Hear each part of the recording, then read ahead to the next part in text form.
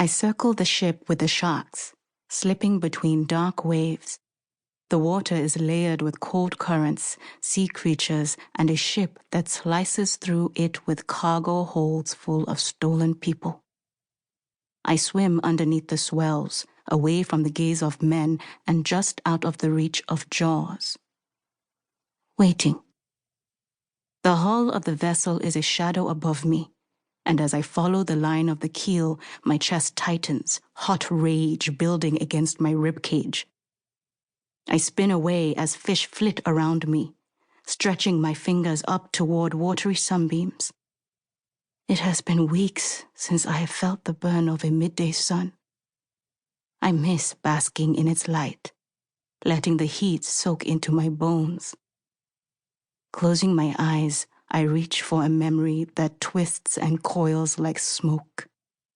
I'm sitting on red-brown earth, under the dappled shade of a mahogany tree, splashes of sun on my hot skin.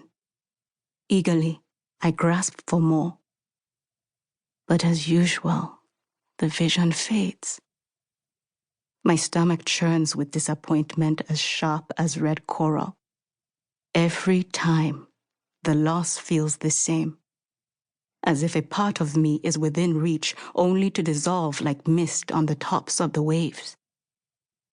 I turn in the water, a shiver of skin and coils, of hair and scales that flash like buried treasure. Embracing the current, I let trails of seaweed run through my hands, feel the wisps of memories fade away. I pause for a moment as the shoal once again spirals around me, glittering yellow with delicate stripes of pink, letting the beauty of the fish soothe me. Diving down, I head farther away from the ship. I know I'll need to go back, but for now, I close my eyes against the velvet slip of the water, its coolness sliding along my skin. This part of the sea is darker, and I welcome being cloaked in an unfolding gloom. Below me, an eel slinks through the depths, its muscular body only slightly blacker than the water surrounding it. Go, I tell the creature, and in one inky slither, it moves away from me. I sink deeper, enough for the cold to seep into my bones, enough for the glint of my tail to be swallowed by the dark. I feel the pull of a current, and for a moment, I consider letting it take me. But then I remember the ship, and I tip my face toward the surface, toward the sun and the domain of humans who breathe air. I swim up once again, my task fresh in my mind as I see the wooden hull of the ship plowing through the ocean. I'm reluctant to drift too close in case I am seen by humankind. Instead, I lurk in the midnight shade of the sea, the bellies of the great whites gleaming above me. They glide closer, flat obsidian eyes and teeth ready.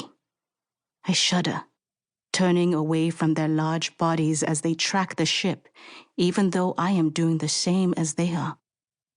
We both seek those that enter our domain. As the creak of the ship echoes in the deep, I stroke the gold chain that hangs heavy around my neck, its links cold against my skin. My fingers move over the sapphire that gleams in the murk. And then, there it is, the water crashing and hissing with the force of a body entering. Bubbles rise and pop, leaving only the descent of splayed limbs and crimson-stained skin. I swim faster as a shark darts forward. Blood curls in the sea, red ribbons unspooling in the deep. Pushing my way upward, I try to ignore the copper tang in the water as I swim between the gray and white creatures. Wait, I command them as the body sinks. They circle impatiently, black eyes flashing.